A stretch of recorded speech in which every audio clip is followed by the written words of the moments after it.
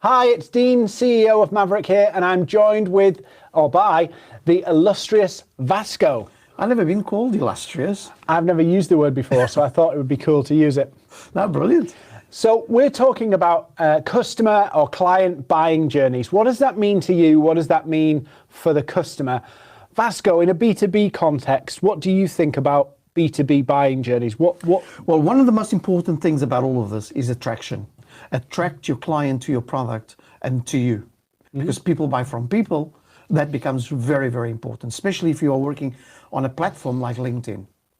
And the problem lies right there, where most people just, do the pray and spray, which is try and get you to buy something from them, and they tell you everything they do.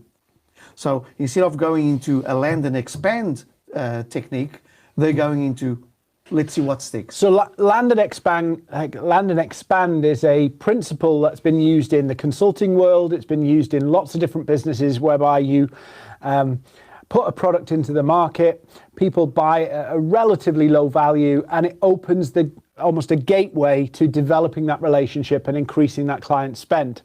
Some of the big consulting firms on the planet actually use this principle in their business model.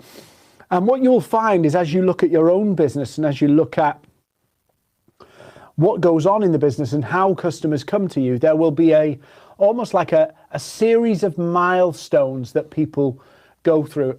Vasco, for one example, our accelerator program, we find that people buy a book, they come to one of our free webcasts, they might buy one of our short courses, and then we sell the accelerator program, which is the 90-day results program where we work with them to get results. But we don't sell that cold to people, do we? No, we don't. And it's interesting because, for example, we get lots of clients coming in trying to get new clients while they forget they've got clients in their base, which is they could cross-sell and upsell to the existing client base and go from there. And that's part of the buying journey too, isn't it? Yeah. Once somebody becomes a customer, not only how do you deliver on the service you've sold or the product you've sold, but how do you develop that relationship further with the customer once they've bought that first sale or what have you? No, because they go from trying to all the time finding new clients, forgetting that they've got clients in-house where they could sell even more if they put their minds to it. And sometimes they're pressuring on the wrong part of sales. The other thing is we sort of teach the one strategy, which, it's one message, one product, and people tend to try all of a sudden, because they're being pressured by results, just trying to sell anything. And I think this is key here, Vasco, because often we get tired of a message, we get tired of saying something, and the point that we're fed up of saying the same thing, people are just starting to take notice of what we're saying. Yeah. So for an example, you might be putting one message out on your LinkedIn, you might be putting one message out on adverts, wherever you're doing, and you might be feeling tired of that message, but your customers and your prospects are just starting to wake up to, oh, you do that? I didn't understand that.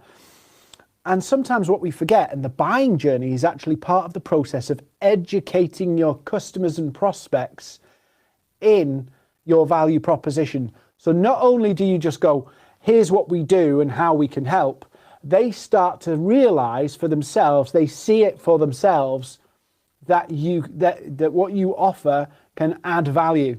But it also got to do how you offer, which is don't go by the price, go for what does your product, what does your solution solve in terms of your prospects' pain. The difference it makes. The difference it makes. Where it fills the gap, and what do they need to do to fill that gap? And do you think when people are struggling with this, and I have this, somebody told me about this analogy, and I may not get it as well as they told it to me. Imagine a machine and you've got cogs. Yeah. And this business, your client has a machine with these cogs on it, and some of the cogs are missing. Do you sell cogs or do you sell a fully functioning machine? And that's the difference between transactional selling the cog, versus selling the the fully operational machine. The value and the margin is actually in the selling of the fully functional machine. But sometimes our instinct is to go, do you want a cog? Well, other times, going into mechanical stuff, it's like people trying to sell a drill, while people are not worried about what the color is of the drill they want. They want is to make a hole. So the big worry is, does it make a hole? Is it clean? Does it work and function well? They don't care about if it's going to be a yellow drill, a green drill. Do you know what? I saw advertised on the internet the other day, and I thought, this is totally ridiculous. An advert where you can change the snap-on plastic covers on the drill so you can have different colours. And I'm like, really? But apparently maybe it's a thing. But once you map out your value proposition, once you've then built that into a journey that you're going to, and it doesn't necessarily have to be a journey from the customer's perspective, it could be your plan. So, okay, what is it? So they have to know these things about us. They have to show interest. And we have what we call the Maverick method, which is, Vasco? Positioning. So how are you developing your value proposition? Do you have that journey mapped out of what people have to go to? Is it a call? Is it a demo? Is it a proposal? Attention. What's the follow-up? Attention. What's attention, Vasco? Intent. What's attention, Vasco? No, come on. You say it. Oh, I have to say it. Yeah. How are you going to get their attention in a busy world, busy world where we've got emails coming out of our ears, we've got phones going off, we've got notifications on our phones pinging? How are you going to get the attention of a prospect?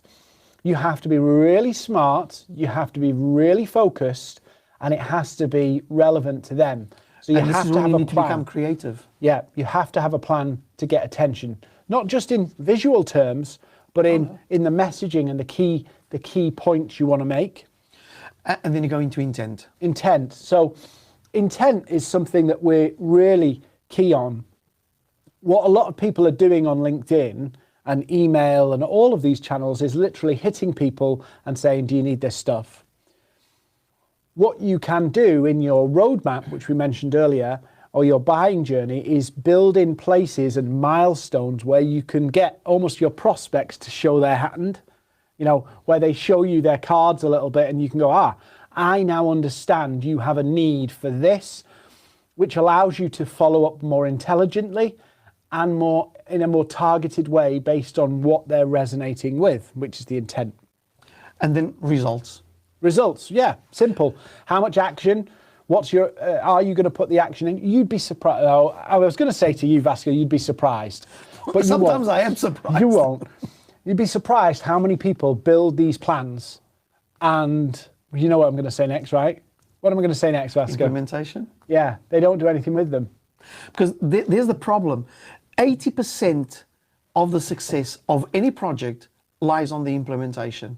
And this is why, for example, when we do strategy days with companies, we've done this, and they go into some place and they've got this dusty folder with everything they planned, and the only problem was they've never implemented. Either they haven't done it or they used the wrong people to implement it. Just earlier, I was talking to some people on a video call, and they'd built a strategy, really excited, but the strategy they'd built was during the pandemic. And now they have a situation where it doesn't work because they can't reach people by phone. And we hear this a lot, people saying they can't reach people by phone. And so you can either go, well, I'll sit down and do nothing, or you go, well, I have to rebuild my plan. I have to rebuild that buying journey to adapt to the situation.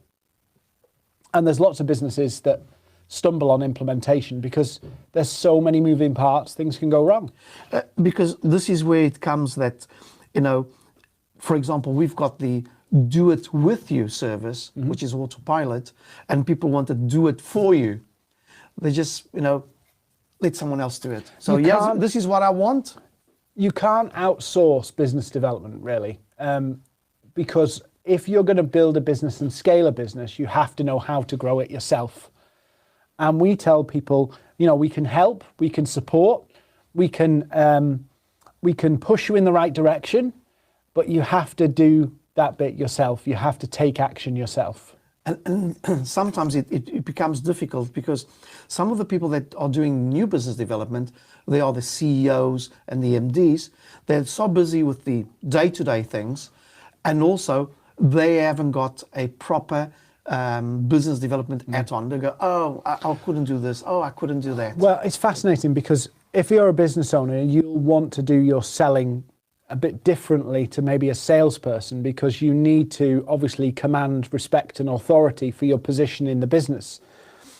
So one of the things that you can tie that with, if you're building your process journey, is that you actually establish the business owner or the CEO as the thought leader of, their industry, or the thought leader or an authority figure. They're producing content, they're publishing in a way that gets them respect for what they're doing, and then they sell off the back of that reputation.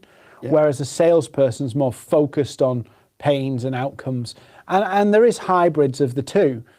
But again, what we're saying here is, if you don't have it mapped out, if you don't go, well, we're going to do this, then this, then this, then this, then this, these are our milestones to get to a sale. If you don't have that, we call it a roadmap. But if you don't have that, you end up trying lots of things that never really push people down the road. No. They never move people from they don't know you to a customer. Or worse, you have a strategy that pushes a load of people into the middle, and they're not quite a customer, but they know you, they like you, they think you're a great company. And the other side is that you're a customer and you're paying money and you've bought something.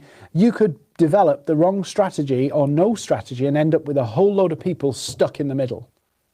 Now, and then you have to think of the end part, which is I've landed a prospect, and now I'm going to take him on a journey to become a client or a customer. And then after he's bought in, land and expand. What else am I going to sell him? Yeah. What else am I going to take him on this journey? And it's a great journey, because if you only got 2 or 3 offers, you'll find out after you've upgraded him to something else, you should have other things. So in a way, you got a customer for life, because you're offering him different services and solutions as he becomes accustomed to your company. And where people fall down is they have too much offering out in the market, so they can't focus. Yep. Or they can't connect the dots between this customer to this product, then this product, then this product. And just focus on what makes you unique. And focus on the pain of your clients and see where those two meet. Yeah, awesome. So buying journeys, roadmaps as we call them, they're really important to map out, because if you don't, your strategy will be all over everywhere. You won't fully implement your strategy. So have a go, write your own buying journey, write your own roadmap, and put it into practice, take action with it, and you'll find you'll improve it as you go. Don't be afraid of making mistakes. Work it out in practice, work it out, field test it as we would call, but you need to develop your own buying journey for your business. Vasco? As we say in our business, just do it. Yeah, just do it. No, that's how Nike say it. TM. We can't say as we say, because then Nike will sue us. From me, Dean Seddon, and from Vasco. Thank you for watching, and we'll see you next time.